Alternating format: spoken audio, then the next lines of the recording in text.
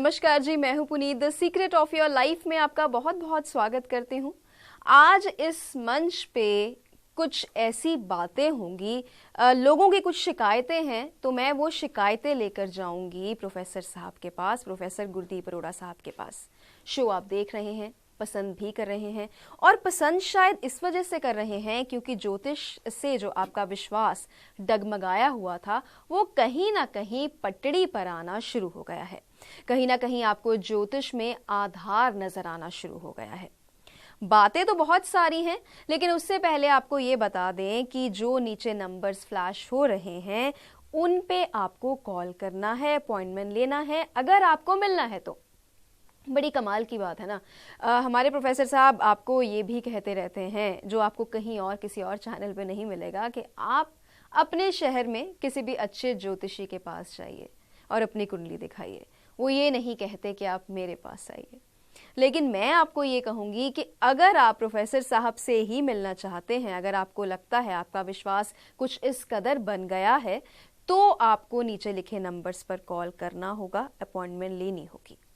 और आजकल कमाल की बात, अच्छी सी बात ये हो गई है कि संडे के संडे जो हैं चंडीगढ़ बैठने लगे हैं प्रोफेसर साहब। लुधियाना में तो इनका ऑफिस है ही, तो धीरे धीरे जो है ये हर एरिया, हर शहर कवर करने की कोशिश कर रहे हैं। और ज़रूरी नहीं कि वो पंजाब में ही हो, वो हरियाणा भी हो सकता है, वो हिमाचल भी हो सकता है। और फ़ायदा ये हो गया है चंडीगढ़ में बैठने का, क्योंकि ये एक यूनियन टेरिटरी है और इसके साथ हिमाचल भी लगता है और हरियाणा भी लगता है। तो ये नहीं कि सिर्फ पंजाब के लोग ही आ रहे हैं, आसपास के बहुत सारे लोग आ रहे हैं। और इससे जो ये निवारण बताते हैं, जो ये दुखों को दूर करने के लिए बैठे हुए हैं, अपनी समस्या का हल पाके जा रहे हैं। और जो समस्या का हल पाके जा रहे हैं उनकी फीसद जो है वो बहुत ज़्यादा है, उनकी प्रतिशत बहुत ज़्यादा है।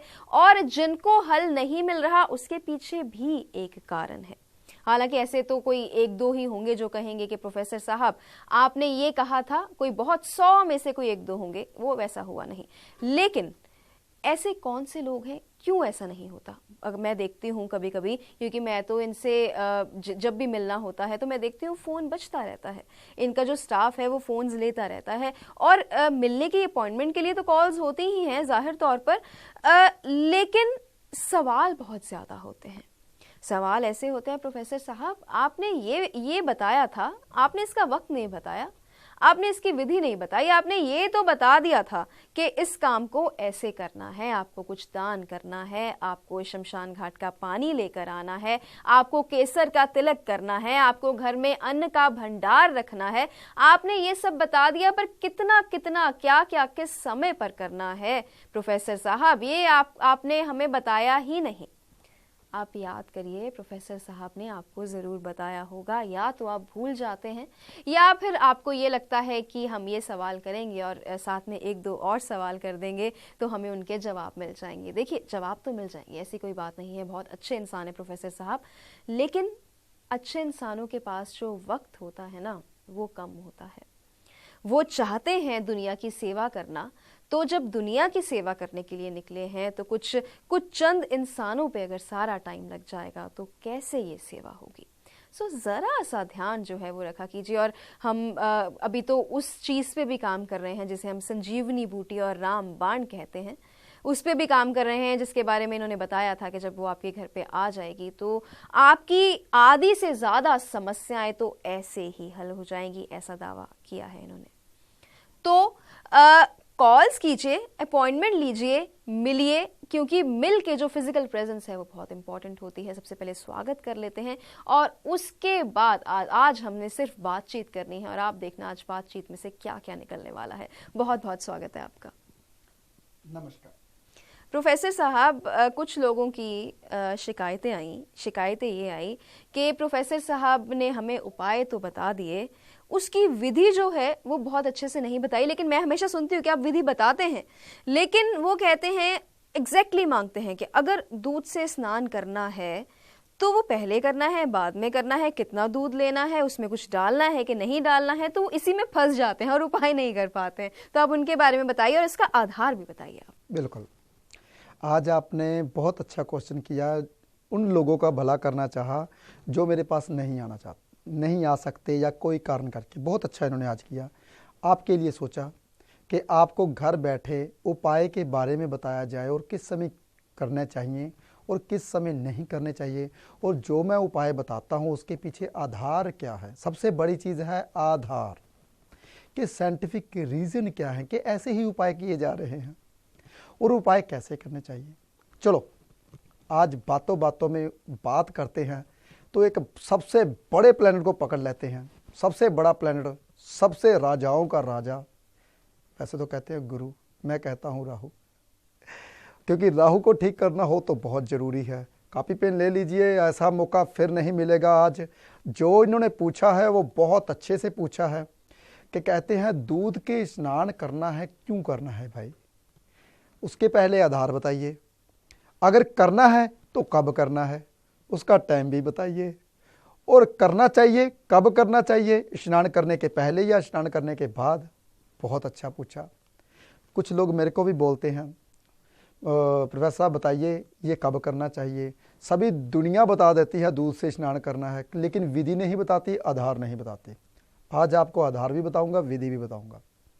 पहले मैं सबको ये बता दूं, कुछ लोग मेरे पास आए थे जिसके लगन में राहु होता है, सुनिए ध्यान से, लगन में राहु होता है तो चौरस टुकड़ा चांदी का डालने के लिए हम बोलते हैं।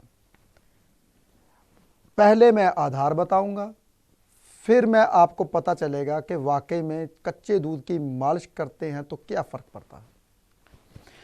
लगन में राहु वो क्या करता है, चंद्र और सूर्य को खराब करता है। क्यों? क्योंकि राहु देव का कोई अस्तित्व नहीं है, वो छाया है, उसकी कोई राशि नहीं है। बुध की राशि को अपना मानता है क्योंकि बुध का मित्र है। इसलिए लगन में जब राहु होता है तो कारक ग्रह को पकड़ता है। कारक है सूर्य और चंद्र, दोनों को खराब करता है। जब कारक ग्रह को पकड़ता है तो क्या करना चाहिए? अरे भाई कारक जो है चंद्र, तो राहु को मैंने बहुत बारीकी में बताया था कि जो जहरीला सांप होता है, हल्का कुत्ता होता है, वो राहु और केतु होता है। तो उस जब बिगड़ जाते हैं तो कैसे बिगड़ते हैं, जब वो इंसान के पीछे भागते हैं तो इंसान से गोली नहीं बजती, कोई भी चीज़ नहीं मार सकता, तो सिर्फ पानी ही फेंकी उसके मुंह के ऊपर, हल्का कुत्ता भी भाग जाएगा और सांप भी भाग जाएगा जिसकी जहर चढ़ा होगा। वो मैंने बहुत बारीकी में बताया था, लेकिन मोटा मोटा बताऊंगा, फिर भी मोटा मोटा मुझे पता है कि बहुत समय लग जाता है, ये एपिसोड में पूरा नहीं होगा, लेकिन कोशिश करूंगा आधे घंटे में पूरा बता सकूं आपको। जब लगन में राहु आता है तो उसे चौरस टुकड़ा चांदी का इसलिए बोलते हैं, जो स्क्वायर पीस है, चौरस का कारका है वो है मंगल। मंगल इसलिए बोलते हैं क्योंकि लगन में जो जमीन है, जमीन का जो लगन भाव होता है वो 1 नंबर होता है, पहला घर। पहले घर की जो जमीन का मालिक है वो है मंगल। आज मैं आपको ज्योतिष के बारे में बता रहा हूं। जो लोग ज्योतिष को पढ़ना चाहते हैं वो बहुत ध्यान से सुनिए, और जो लोग ज्योतिष के बारे में बिल्कुल नहीं जानते वो भी ध्यान से सुनिए, क्योंकि साधारण भाषा में समझाने वाला हूं, साधारण भाषा में। पहले घर के, और जब वो चौरस पीस होता है मंगल, और जो 4 ग्राम हम बोलते हैं वो चौथा घर, चौथे घर का मालिक है चंद्र, और जो शुद्ध चांदी वो चंद्र होती है। सूत का धागा वो भी चंद्र ही होता है, और बीच में होल होना चाहिए, ना कि किनारे के ऊपर, बीच में होल होना चाहिए। बीच में होल इसलिए ताकि जो बीच में होल होगा वो आपको चारों कोनों में, कभी कोई कोना, कभी कोई कोना, वो मंगल का काम करेगा। इसलिए जब वो लगन में राहु आ जाता है तो या गोचर में या वर्षफल में या लगन में बैठा हो तो चौरस चांदी का टुकड़ा धार कर लेना चाहिए। लेकिन कुछ लोगों की ये भी मानता है कि हम चांदी को घर में नहीं लाते। कुछ लोग मेरे पास आए थे, 2-4 लोग। पूरी दुनिया में लोग कैसे कैसे होते हैं ये भी मैं आपको बताता हूँ, आप सुनोगे हैरान हो जाओगे। कैसे कहते हैं हमारे दादा परदादा ने हमें मना कर दिया है कि चांदी नहीं खरीदनी, घर में चांदी नहीं लानी। वाह क्या बात है। चलो बातों बातों में बात आई, मैं बात पूरी करता हूं, कोई भी बात को अधूरा नहीं छोड़ता। मैं यही कोशिश करता हूं हर बात को पूरा करो। जब कहते हैं घर में चांदी नहीं लानी तो सुख कहां से होगा? सुख का कारका है चंद्र, सुख का कारका है चंद्र, जो आपकी मां है। अगर मां नहीं आएगा तो सुख नहीं मिलेगा। अब मां के ऊपर बात चलेगी। अगर माँ आपकी दुखी रहेगी, चाहे आप फॉरेन में हो, माँ आपकी इंडिया में है, आपकी माँ परेशान है, रो रही है, तो फॉरेन में बैठे आप परेशान हो रहे हो। देखो माँ के साथ कितना कनेक्शन है, क्योंकि सुखों का कनेक्शन माँ के साथ जुड़ा हुआ है। अगर आपकी माँ कहीं भी बैठी है, आप कहीं दिल्ली में बैठे हो, आप पंजाब में आपकी माँ बैठी है, आपकी माँ दुखी है, गिड़गिड़ा रही है, रो रही है, तो इसका ये मतलब है आप दिल्ली में बैठे परेशान हो रहे हो। देखिए कितना कनेक्शन है ग्रहों का, क्योंकि माँ चंद्र का कारक है, चंद्र मन का कारक है। मन कभी परेशान, आपका पूरी दुनिया में कहीं भी चले जाओ, पृथ्वी में, लोक परलोक में चले जाओ, मंगल ग्रह में के ऊपर चले जाओ, चंद्र के ऊपर चले जाओ, आप पीड़ित ही रहोगे। क्यों? क्योंकि जन्म देने वाली माँ आपकी रो रही है, आप कभी सुखी नहीं रहोगे। चलो कई दफा तो मैंने ऐसा भी देखा है, जिन लोगों की माँ चली जाती है उसके बाद लोग या तो बहुत ज़्यादा धनी हो जाते हैं या बहुत ज़्यादा कहते हैं गरीब हो जाते हैं। कैसे? जिन लोगों का चंद्रमा बहुत ज़्यादा पीड़ित होता है, जब वो माँ जाती है तब वो धनी होते हैं, क्योंकि माँ बेचारी सारा दिन परेशान ही रही, माँ को सुख ही नहीं मिला। पूरी दुनिया, उसका घर वाला आया, उसने सुख नहीं दिया, उसको किसी ने सुख नहीं दिया, ना भाई ने, ना बहन ने, ना बुआ ने, ना माँ ने, किसी ने सुख नहीं दिया। माँ बेचारी पीड़ित रही, आपका मन पीड़ित रहा। जब वो माँ स्वर्गवास हो जाती है तो उसके बाद चंद्र आपका जब पीड़ित था वो पीड़ित चंद्रमा चला गया। फिर उसके बाद कई लोगों को मैंने कामयाब होते हुए देखा है। मैं जो भी यहाँ पे बात बोलता हूं वो कम से कम हजारों कुंडलियों को देख के बोलता हूं, ऐसे कभी नहीं बोलता। तभी तो मैं बोलता हूं, जो मैं बात यहाँ पे बोलता हूं वो 100% सही होती है। फिर भी मैं यही बोलता हूं, मेरे को ज्योतिष नहीं आती। क्यों? क्योंकि मेरी यही धारणा होती है, मैं स्टूडेंट बन के रहूंगा तो पूरी दुनिया को सीखूंगा। अगर मैं बोलूंगा मेरे को आता है, फिर मन में हंकार आ जाता है, जो अंदर आने की इंद्रियां वो बंद हो जाती हैं, अंदर कुछ नहीं, ज्ञान नहीं आ पाता। इसलिए मैं सभी इंद्रियों को खोल के रखता हूं। जब भी आप किसी बड़े बुजुर्ग के पास जाए, चलो बातों बातों में आगे बात चलेगी, अब धीरे धीरे पीछे आऊंगा मैं उसी बात के ऊपर। पहले बातें बातों में जब बात आगे चली जाती है, जब भी आप बड़े बुजुर्ग के पास जाते हो, किसी ज्ञानी के पास जाते हो, तो कभी ऐसे नहीं बैठना चाहिए। आपकी उंगलियां जो होती हैं अंटीने होते हैं, आप हाथ खुले छोड़ के ऐसे बैठना चाहिए, ताकि उनकी बातें आपके करंट अंदर जाएगा, तभी अंदर जा पाओगे। ये अंटीने होते हैं। मैं भी आपके सामने ऐसे बिल्कुल।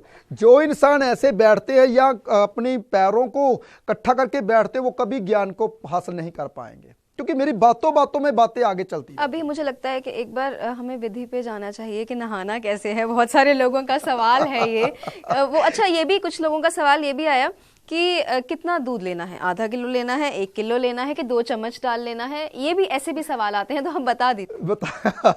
आगे मत जाइए, पीछे आ जाइए। बहुत अच्छी बात है। क्योंकि जब मैं बात बोलता हूँ, मेरी कोशिश यही होती है कि पूरी बातें पूरी समझाऊंगा आपको। इसलिए जिसका, अब फिर पीछे चलते हैं चंद्रमा के ऊपर, जिसका चंद्रमा बहुत बढ़िया होता है तो माँ स्वर्गवास हो जाती है, तो उसका क्या होता है, वो बंदा बहुत ज़्यादा डाउन हो जाता है। अब फिर उसके पीछे चले जाते हैं सूर्य और चंद्र के ऊपर। जब सूर्य और चंद्र कारक होते हैं तो राहु लगन में आता है, तो राहु पीड़ित करता है। जो इंसान चंद्रमा चांदी नहीं घर में लेके आ सकते, जो बुजुर्गों की धारणा को लेकर घूम रहे हैं कि हम चांदी नहीं लेके आ सकते, सुख नहीं घर में ला सकते, तो उसको क्या करना चाहिए? दूध की मालिश करने के लिए। वैसे मैं गरीब लोगों को भी ये बोलता हूँ, जो बेचारे 300-400 रुपया भी खर्च नहीं कर सकते। कई दफ़ा तो ऐसा होता है, चलो मैं ऐसी बातें कभी नहीं बताता, मैं अपने बारे में कुछ नहीं बताता, मैं तो यही बताता हूँ। कई दफ़ा तो ऐसा होता है, जो मेरे पास आते हैं तो मुझे ऐसा लगता है ये बंदा बेचारा फीस भी बड़ी, मैं फीस भी नहीं लेता उससे। कई दफ़ा मुझे लगता है जब मैं कुंडली देखता हूँ उनके, तो इसलिए कई दफ़ा तो ऐसा होता है बेचारे वो नहीं खरीद सकते, तो मैं उसके लिए उपाय बताता हूँ। आधा गिलास दूध का लेना है, चाहे 1 गिलास ले लो, अमीर है तो 2 गिलास ले लो, वो आपकी इच्छा। मैं सबको बोलता हूँ आधा गिलास दूध का, ताकि दूध वेस्ट ना हो, उसको आप ऐसे मत फेंको। दूध अमृत है। दुनिया की 80% बीमारियों को दूध दूर करता है।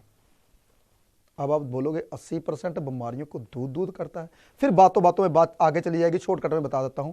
अगर आपके ऊपर तेजाब डुला है, तेजाब गिर गया है, उसके ऊपर दूध फेंकते रहिए, तेजाब आगे नहीं जाएगा, दूध अपना खुद खराब हो जाएगा। दूध जो कहते हैं ना, बढ़ बढ़ के दूध खराब होता हुआ बाहर आता रहेगा। फेंकते रहिए, तेजाब आपकी नसों में कभी नहीं जा पाएगा। ये है दूध। ये बातें की बातें आगे जाएंगी, इसलिए मैं यहीं पर रोकूंगा। मैं बात करूंगा फिर वही बात दूध की। दूध आधा ग्लास दूध का लेना चाहिए, क्योंकि तभी बीमारियों को दूध ही खत्म करता है। बहुत सी ऐसी बीमारियां जो मैं बताऊंगा, लेकिन पहले मालिश के ऊपर आते हैं, नहीं तो पुनीत जी ने फिर मेरे को बोलना है उसी लाइन के ऊपर फिर दोबारा आइए। आधा ग्लास दूध का लेना है, वो बाद में पहले आपने अच्छे ढंग से साबुन लगा के नहा लेना है। कुछ लोग पुराने जमाने में क्या करते थे, नहाने के बाद तेल लगाते थे फिर पानी लगाते थे। वो लोग गरीब होते हैं भाई, बातों बातों में फिर बता दिया आपको। क्योंकि जो तेल का कारका है शनिदेव, वो इंसान को मेहनत मजदूरी करवाता है। इसलिए तेल की बजाय भाई दूध लगाइए अगर अमीर बनना चाहते हो तो, क्योंकि शांति सुख शांति होती है चंद्र से। अगर चंद्र खराब हो तो दूध लगाओगे तो और भी पीड़ित होगे।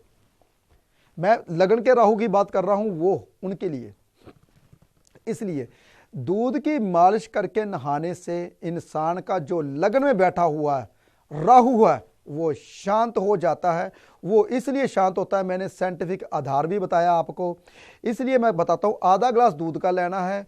वो हमारा हिमालय पर्वत ये है, हिमालय पर्वत के ऊपर दूध फेंकना है और पहले साबुन मल के नहा लेना, उसके बाद दूध लगाना, फिर उसके बाद पानी, खाली पानी। दूध में स्मेल कभी नहीं आती, जो कच्चा दूध होता है, ताज़ा दूध, उसमें खुशबू भी नहीं आती भाई, अगर खुशबू ढूंढो तो, लेकिन स्मेल भी नहीं आती। दूध पानी की तरह ही लगता है जब आप ऊपर पानी डाल देते हो। वो क्रीम होती है, नेचुरल क्रीम, कभी भी खुश्की नहीं आएगी। जो स्किन की 80% बीमारियां हैं वो दूर हो जाएंगी। लेकिन कुछ लोगों ने बोला भाई हम तो रोज नहाने लगे हैं, वो और ज्यादा खराब कर रहे हैं। जिस दिन मैंने बताया सोमवार को ही नहाना चाहिए। अब आई बात वही, किस टाइम नहाना चाहिए। हर बात को अब मैं बारीकी में बताऊंगा, क्योंकि कुछ लोग करते हैं रोज करने लग शुरू कर देते हैं। बुधवार को दूध से नहाओगे तो बुध आपका सारा दिन खराब हो जाए। ये उन्हीं लोगों की बात है जो कहते हैं कि हमें उपाय बताए थे लेकिन हमें असर नहीं हुआ। वो उन्हीं लोगों के लिए। हाँ, क्यों? क्योंकि मैं जब भी कोई उपाय बताता हूँ साइंटिफिक रीजन से बताता हूँ। जब भी कोई बात बोलता हूँ तो आपको वो भी बताता हूँ टाइम। अगर आप भाई 10 बजे उठोगे तो 11 बजे दूध की मालिश करके नहाओगे कि क्या असर होगा, मुझे ये बताइए। 11 बजे का जो समय होता है पता किसका होता है? शुक्र का। अब बताइए मुझे कैसे होगा। हमेशा गुरु का जब वक्त आता है तभी नहाना चाहिए। गुरु का वक्त कब होता है? कहते हैं केतु का वक्त 4 से 6 और 6 से 8 गुरु का वक्त होता है। 8:15 बजे तक नहाना चाहिए दूध की मालिश करके, उसके बाद नहीं। उसके बाद सूर्य का असर होता है, कम असर पड़ता है, क्योंकि 8:15 से लेकर 10:15 तक क्या होता है, सूर्य का वक्त, कम असर होता है। लेकिन अगर पूरी तरह असर लेना चाहते हो तो सुबह का ये होता है राहु लगन का। मैंने आपको प्रभाव भी बता दिया राहु लगन में क्या होता है। राहु लगन का अगर नेक हो जाए दूध की मालिश करने से तो ऐसा ज्ञानी कोई नहीं होता। अगर गुरु का साथ साथ में मिल जाए तो, अगर पंचम घर का साथ मिल जाए तो वो और भी ज्ञानी हो जाता है, क्योंकि पंचम घर होता है ज्योतिष का, 9वां घर होता है हमारे धर्म कर्म का। 9वें घर में गुरु बैठ के देख रहा हो तो क्या बात है। और भी पर अगर लगन यहाँ पे लगन में बैठा हो तीसरे घर में तो और भी बढ़िया हो जाता है।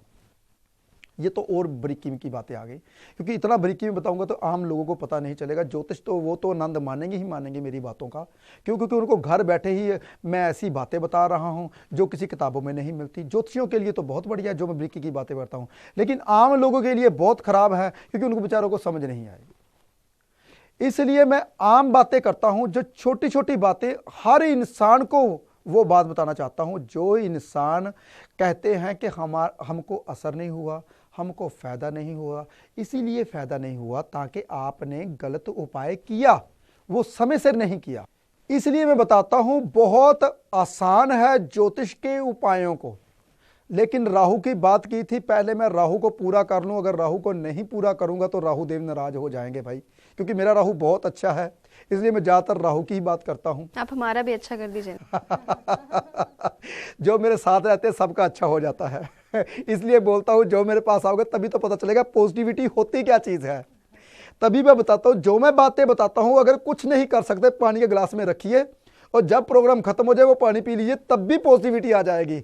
हम कहते हैं वाणी का प्रभाव कहां तक जाता है, जहां तक आप सुन नहीं सकते। चलो एक रहस्य की बात और बताता हूं, मेरे अंदर से रहस्य निकलते रहते हैं। वाणी का प्रभाव, वाणी की बात आई थी तो प्रभाव सुनिए क्या होता है। जो मैं बात अभी बोली है ये लाखों सालों तक ब्रह्मांड में रहेगी, क्यों? क्योंकि ब्रह्मांड से एक भी कण बाहर नहीं जाता।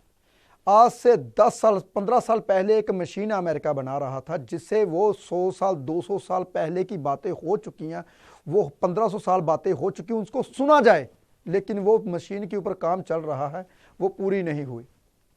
ब्रह्मांड में जो मैं बोल रहा हूं, ऐसे ही बड़े बड़े महंत संत हुए हैं, बोल के चले गए हैं, लेकिन उनकी बातें अभी तक ब्रह्मांड में चल रही हैं। जब हम पॉजिटिविटी की बात बोलते हैं, जब पॉजिटिविटी की बात करते हैं, क्योंकि संत जितने भी हुए हैं वो पॉजिटिव होते थे, तो क्या करते थे वो, उनकी बातें मेरे ऊपर प्रभावी हो जाती है, हर इंसान के ऊपर, मेरे ऊपर नहीं, हर इंसान के ऊपर। जो इंसान पॉजिटिव होते हैं, वो पॉजिटिव हवाएं उनके पास आके जुड़ जाती है, उनके सारे काम बनने शुरू हो जाते हैं। देखिए, अंदर से मेरे बात है, मैंने बोला बहुत जरूरी बोलनी चाहिए, ताकि आपको पता चले चाहिए कि ज्योतिष एक ऐसा गूढ़ ज्ञान है, वो इंसान को ज्ञान ही देता है। इंसान को कहते हैं शुक्राचार्य। क्या चीज है शुक्राचार्य? शुक्र देवता मुर्दे बंदे को भी जिंदा कर देते थे। ऐसी ताकत है ग्रहों में, ऐसी ताकत है ग्रहों में। जो इंसान मरने वाला होता है उसको भी बोलते हैं नहीं, अभी तेरा वक्त नहीं आया, अभी खुद खड़ा हो जा, चल ये ले, कहते हैं शमशान घाट का पानी। ऐसे नहीं मैं बताता शमशान घाट का पानी, हर ज्यादातर तो 50 लोगों को मैं शमशान घाट का पानी ही बताता हूं। मैं देखता हूं पहले शमशान घाट का पानी बताने के लिए पहले मुझे चंद्रमा की स्थिति देखनी चाहिए। आपका चंद्रमा कहां पे बैठा हुआ है, आपका शनिदेव कहां पे बैठा हुआ है, आपका सूर्यदेव कहां पे बैठा हुआ है, तो शमशान घाट का पानी बताता हूं। चलो बातों बातों में एक रहस्य की बात बता दी, चंद्र सूर्य और शनि से शमशान घाट का पानी देखा जाता है। चलो वो बाद में बारीकी में बताऊंगा, वो बारीकी में बाद में बताऊंगा। राहु देव पे भी बात कर रहे थे, आप बोल रहे थे नाराज हो जाएंगे, फिर वो नाराज वाकई हो जाएंगे क्योंकि प्रोग्राम का टाइम थोड़ा रह गया है। अभी तो लगता है 10-12 राहु के ऊपर ही बनाने, राहु देव के ऊपर ही प्रोग्राम बनाने पड़ेंगे। अच्छी बात है। इसलिए चलो बातों बातों में बात आई तो फिर बैग चलते हैं। इसलिए शमशान घाट का पानी बताता हूं ताकि आपके घर में सुख शांति आए। शिव नगरी, भोले शंकर जी वहां पे बैठे होते हैं, दुखों का भोले शंकर जी नाश करते हैं। जो भोले शंकर की नगरी का पानी लेकर आता है उससे दुख दूर होते हैं। समय भी बता देता हूं क्योंकि लोगों को समय नहीं पता होता। वो सोमवार के दिन करना चाहिए, समय फिर वही सुबह के टाइम। लेकिन जब कुछ ग्रह ऐसे होते तो मैं बोलता हूं कभी भी लेकर आइए। जब कईयों को ग्रह ऐसे होते हैं उनको बोलता तो आप कभी भी लेकर आ सकते हो। फिर राहु देव नाराज हो जाएंगे, दूसरे घर के ऊपर आते हैं। भाई जब दूसरा घर का कारका होता है गुरु और बुध, गुरु और बुध के ऊपर ट्रैक करते हैं। कहते हैं ऐसे बंदे को ज्ञान नहीं आने देते, घर से दूर रखता है। इंसान बोलता बहुत है, इंसान गालियां बहुत निकालता है, घर में कलेश रहता है। फिर वही बात आ गई राहु देव की। अरे भाई दूसरे घर का कारका जो है बुध, गोल गोली चांदी की 4 ग्राम की, कुंडे का वेट अलग से। अब आपको 4 ग्राम की गोली तो आपको पता चल गया चंद्र चौथे घर का मालिक है। गोल इसलिए क्योंकि बुध कारक है, कुंडा इसलिए क्योंकि चैनी में आप डाल सकते हो। चलो फिर वही बात आई, उसको क्या करना है, सोमवार के दिन धारण करना है। फिर वही 8:15 9:15 से पहले पहले। इसलिए जब दूसरे घर में राहु देव बैठते हैं तो भी आप दूध की मालिश करके नहा सकते हो।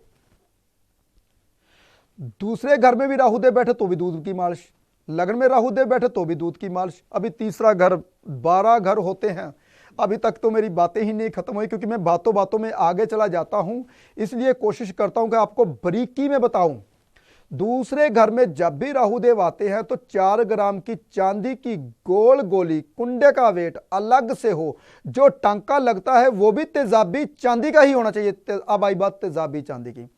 तेजाबी चांदी का मतलब होता है शुद्ध चांदी, शुद्ध चांदी, उसके ऊपर कोई भी मिलावट मत हो।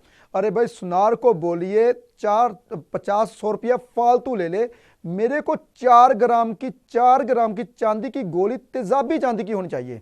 तेजाबी चांदी यानी कि 100% चांदी की। अब तो मार्केट में चैनें भी चली हैं, ACPL की है, बहुत सी ऐसी चैनें चली हैं, बहुत से ऐसे सिक्के चले हैं जो 100% होने शुरू हो चुके हैं। लेकिन आपने स्पेशल बोलना है, फिर से बोलिए, शुद्ध चांदी, तेजाबी चांदी की गोल गोली धारण करने से बुध और गुरु ठीक हो जाएंगे। घर में क्लेश नहीं होगा, घर में क्लेशकारी बच्चा नहीं होगा, वो बच्चा शांत होएगा, नशा भी नहीं करेगा।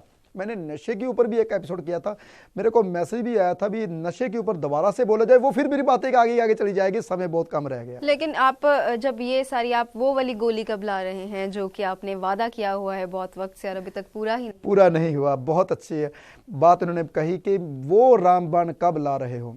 सुनिए ध्यान से, उनका जो मैं चीज रिसर्च कर रहा हूं उनकी कीमत बहुत ज्यादा है। मैं उनके ऊपर ऐसी रिसर्च कर रहा हूं कि उसकी कीमत ऐसी लाई जाए ताकि घर घर में बैठा वो इंसान खरीद सके, हर गरीब से गरीब इंसान भी उसको खरीद सके। वो मैं ऐसी चीज बना रहा हूं, लेकिन अभी उसकी कीमत बहुत ज्यादा है, बहुत ज्यादा इन द सेंस इतनी भी ज्यादा में नहीं है, हजारों में है, 10,000 के करीब है, लेकिन उसकी करीब मैं ऐसी लगाना चाहता हूं 2021-21 ऐसी हो बस। देखिए कितना अंतर है, 70% का अंतर है, लेकिन निकालना बहुत जरूरी है। जब तक वो निकलेगा नहीं तब तक आपके सामने नहीं पेश करूंगा। और आपको यह भी बता देता हूं, जब वो मैं लॉन्च करूंगा तो तकरीबन जितने भी लोग आए होंगे कोशिश करूंगा उनको फ्री में दूं। और जब भी मैं लॉन्च करूंगा और आपको चैनल के ऊपर बताऊंगा, आप सभी आओगे, कोशिश करूंगा पहले 100 पीस तो फ्री में दूं मैं आपको, और घर में बैठे दूं। और आप सब जो जो मेरे को मिलना चाहते हैं वहीं पर मिल सकते हैं, अपनी मुश्किलें बता सकते हैं, और आपको सबको मुश्किल का हल बताऊंगा उसी स्टेज के ऊपर ही, सबके लिए। मेरी तो पक्की है। सबसे पहले आपको मिलेगी। कोशिश होगी मेरी यही, और यही कोशिश होगी उस वक्त जो लगन होगा, उस लगन का जो लगन चल रहा होगा उन लगन वालों को ही फ्री दी जाए। तभी तो बोलूंगा अगर मैं लॉन्च कर रहा हूं तो आप अपनी कुंडलियां साथ में लाइए ताकि वो चीज आपके घर में फ्री ऑफ कॉस्ट जाए। चलो मेरी तो यही कोशिश होती है कि जो जो बोलूं वो पूरा करूं, पर क्या कर सकता हूं, एक इंसान है और सबको कैसे, इसलिए मैं टीवी के माध्यम से कोशिश करता हूं आप सबको घर बैठे ही सभी उपाय बताऊं। जी बहुत बहुत धन्यवाद आपका। और बात ये है कि प्रोग्राम का वक्त जो है वो कैसे आधा घंटा बीत जाता है समझ में नहीं आता, पता ही नहीं चलता, लेकिन हमें खुशी ये है कि हम ज्ञान लेकर जाते हैं, हम ज्योतिष के बारे में ऐसी अच्छी अच्छी बातें सीख कर जाते हैं, चाहे कोई दुख है या नहीं है, एक इंफॉर्मेटिव एपिसोड जो है वो बनता है। फिर से यही कहेंगे, नीचे नंबर्स लिखे गए हैं, इन पे कॉल कीजिए, अपॉइंटमेंट लीजिए अगर आपकी दुविधा प्रॉब्लम जो है वो बड़ी है तो। बाकी जो अगर आप कुंडलियां भेजते हैं व्हाट्सएप पे या ऐसी बातें होंगी तो फिर निवारण वैसा नहीं हो सकेगा। हो सकता है कि आपकी बात सुन भी ली जाए लेकिन शायद उतना फायदा नहीं पहुंच पाए। सो फोन कीजिए, अपॉइंटमेंट लीजिए और मिलने आइए प्रोफेसर साहब से। आज के लिए बस इतना ही, धन्यवाद।